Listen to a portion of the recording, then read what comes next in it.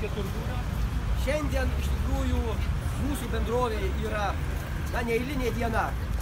Gal aš nepasididžiuosiu labai ir neskaitysit mane labai mandru, jeigu pasakysiu, gal tai nėra eilinė diena ir Utenai, kadangi šiandien mes atidarinėjam išties šiuolaikišką, gražų, modernų baldų centrą. Todėl man malonu matyti jūs visus, šičia susirinkusius tiek rajono vicemerą Vidmantą Valinčių, tiek administracijos direktorių Jonas Lakšinską, tiek Lietuvos Sąjungos pirmininką ir generalinį direktorių kolegas.